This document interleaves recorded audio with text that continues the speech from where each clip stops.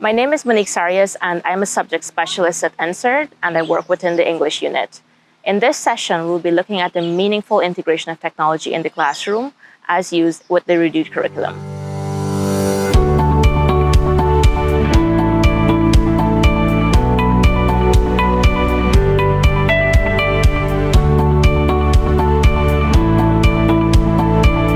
So when the term meaningful is used, it pretty much comes back to how useful or how purposeful the teacher uses technology in the classroom. And this comes back to using whatever resources are at hand. So you may be in a setting where there are lots of computers in the lab, or you are very efficient in using a PowerPoint presentation, or you use game-based and these games can be accessed via the web. Or you go on YouTube and you show your students a video and you build your lesson from that.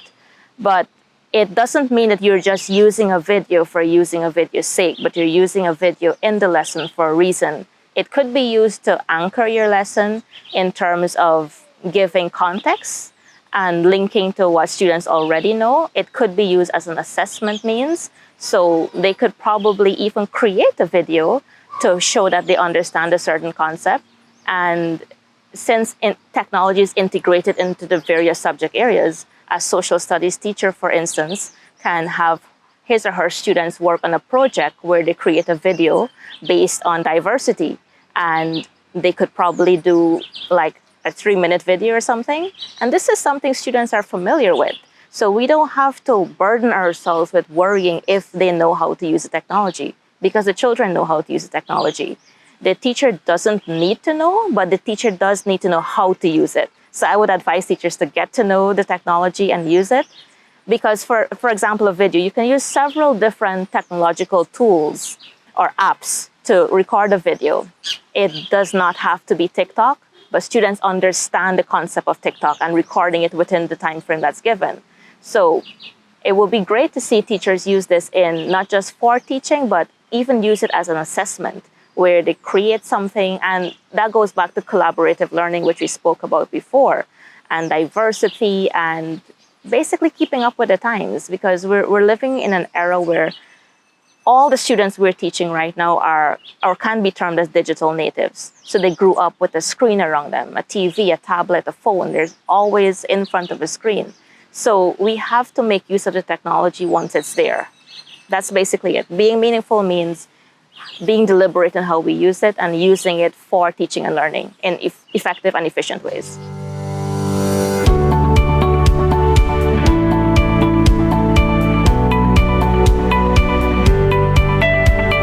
So the enhanced curriculum is offering us a change in how we do things, an approach that is different from what we were doing before. It is more student-centered than content-centered. So what we teach isn't about covering from this page in this book to that page in this book, but it's more about what students can learn from this, what they can apply in their lives. And we can all agree that the space that we're living in right now, the 21st century, there's certain skills that you need. If you're applying for a job, you need to be able to be proficient in the use of a computer. You need to be able to use several tools. So we're not just preparing students for being students or being good students or being critical thinkers or problem solvers or which other fancy word you want to put it with, but also for students to have a plan, an opportunity in the future. So when they finish school, they are well-rounded. It's not just academics, but they actually understand where it's coming from. So they may learn a concept in school, but the technology aspect becomes important because we make it relevant to them. So we're catering for their needs, but at the same time, we're showing them what's possible. Because really and truly, if you have one person teaching you, that's one person way of viewing the world. But if you can use technology to show them multiple point of views on the same matter, multiple perspectives, you may not be able to articulate that to them as a teacher, but then somebody on YouTube is explaining it. Maybe a child their age in another country is learning about the same thing, but in a different context. So they can use all of those perspectives that you get from the internet or the way of thinking, because sometimes it comes back to classifying, because it may not necessarily be we're learning this technological tool or whatever. but you're learning how to maybe organize a table in Excel, for example. That's categorizing, that's classifying, and that's a skill that we need in life. So it's about using what they already know, but using it in a way that they can apply it themselves to, not just now as students, but in the future as adults, as future leaders, because we need to prepare these students for a world where they can strive, and they can't go there without knowing certain things. So we also need to be competitive with other countries, with developed countries. We're still considered a developing country. We have a long way to go in terms of reaching that status of development, but I think that we have a strong start. And Guyanese students, wherever they go, they excel. So if we can give them that chance where they can be competitive at the global market, at this level of education, which is primary, then we can expect that in the next couple of years, next 10 years, next 20 years, we're going to have leaders in other countries who have a Guyanese background, because Guyanese are all over. So it's a matter of bringing what they know and expanding it outwardly. So it's not just about learning about Guyana and just Guyana, but you're learning about the world in a Guyanese context.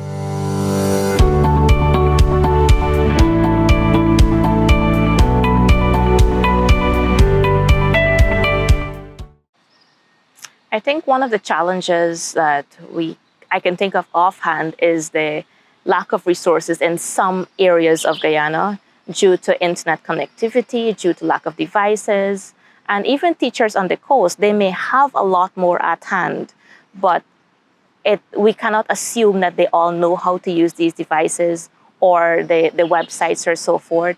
Or even if they do, they may not have had the opportunity to explore it to its educational use then. They may know to use an app in the real world, but they may not be able to link it back to students. So I think creating the bridge is the important part there, because there are going to be challenges. But if we focus on what we can do with what we have, instead of saying we can't do this because we don't have the tools are all around us. It doesn't have to be that you need 25 computers in your class for you to use the technology. It means using maybe one computer that you have access to, and using that to inspire your students, to have a discussion with them, discuss important things. They can analyze a video, a movie. So it's more about knowing what the challenges are, but not deciding that because these are the challenges, I'm not going to make the effort. So it comes back to understanding what you can do in your situation. And there's a term going around among us as educators right now, low-hanging fruits. So there are things that you can easily achieve with what you have. So you don't need to do 100 different things because teacher X is doing 100 different things. If there is one thing you're competent at, do that one thing well, do it efficiently. If you can teach somebody to use this one tool, this one app, do that, because we can all learn from each other.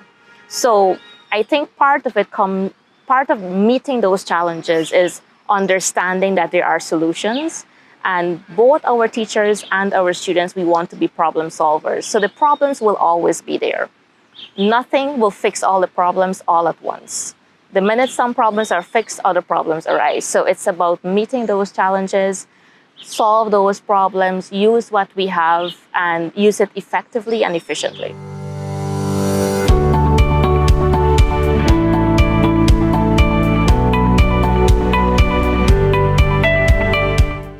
So we know that there's some areas in Guyana that may have a connectivity issue when it comes to accessing the internet and so forth. And these are challenges that we have to work around. So the Ministry of Education, through GLC, Guyana Learning Channel, and EduFM, which is the home of educational radio in Guyana, they have basically worked on different projects, I would say, in providing the videos, educational videos, recordings, and so forth for teachers to use in their classrooms. And the feedback is that teachers have been using this in their classroom for teaching and learning, and even for revision sometimes. So it's a case where teachers can rely on the technology through the Learning Channel and through EduFM as well.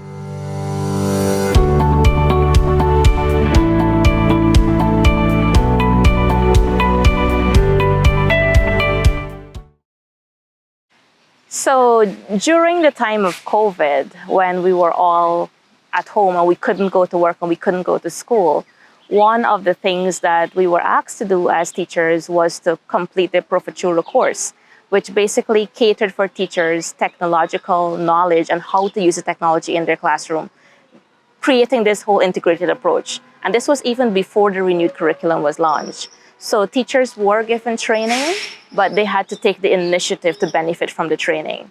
There also have been several schools that have smart classrooms, which teachers can use to their benefit with their students for learning, engaging in the technology and using and interfacing with it. There is also the recently launched robotics program, and this is basically integrating the use of robotic technology or robots into the school system, integrated into the current curriculum that we have just launched, the renewed curriculum, the enhanced curriculum.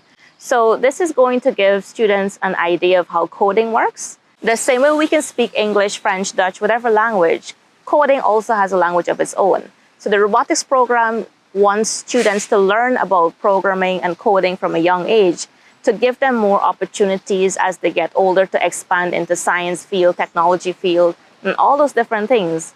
And I think one of the important aspects here is that technology is not operating on its own. It's operating within a context. So you have STEAM and you have STEM and so forth, where you have science concepts mixed with art, mixed with mathematical, mixed with technology. So it's more of having a holistic approach towards education.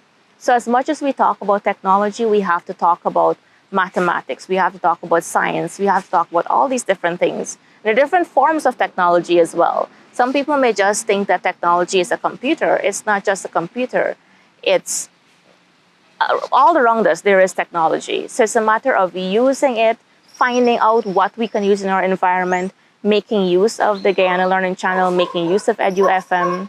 And of course, it means that we have to plan ahead for these things. It calls for deliberate planning. We can't just go to the classroom and say we're going to use technology, but we haven't decided what mode of technology we're going to use, how we're going to use it. Are we going to use it at the start of the lesson, during the lesson, after the lesson? So it comes back to planning. And if we plan well and we use the technology that's available to us, then our lessons can be engaging. We also get to challenge our students because learning is all about facing those challenges. If they're not given the opportunity to be challenged mentally, we cannot expect them to grow. So students need to be challenged and teachers need to create an atmosphere where they are challenged, not just in learning math 1 + 1 = 2, but in learning of thinking about the situations I can apply this knowledge in, or the technology, how can I use this technology to make my life easier? And a lot of persons are typing now instead of writing. So, we're moving towards an era then when everything is going to be technological. There's even the cloud. Before you had to print literal photos to keep in an album. Now you can have your album on your phone. Now you can store it on the cloud and it's there regardless of where you are. You can lose that device and still have it. So these are things that students already know, students are already making use of. There's simple things like a Google Doc. Everyone can work on one document without having to send various versions of it. We can all collaborate in that one space. We can use Teams, we can use Zoom. But it's not just about using it, it's about using it for a purpose and using it effectively. Because you can have a projector, for instance, but your projector only has notes on it. You're only using it as a replacement for the chalkboard with words written on it. So it's not just about using the technology, it's why you're using it, how you're using it, and being deliberate in giving students an opportunity to be challenged, to think differently, and to also make use of their environment, which includes the technological aspect, the web-based programs. There are various tools, and maybe another session we can look at those. So I think one final thought I'll raise here is about being curious about the world. There are times you probably have tapped on a story to read it, and you end up reading 10 more stories afterwards because we're naturally curious. So technology is there, and we can learn so much from the technology. I mean, there are also challenges in terms of being distracted by it as well, but we need to weigh the cons, the pros, and we need to see that it's not something that's going to disappear. It's going to be here. So we have to be curious, to be willing to learn these new forms of technology and not be scared by it, because it was humans who created these technology for us to live an easier life. So, why not use it? That's the question I want to leave with you.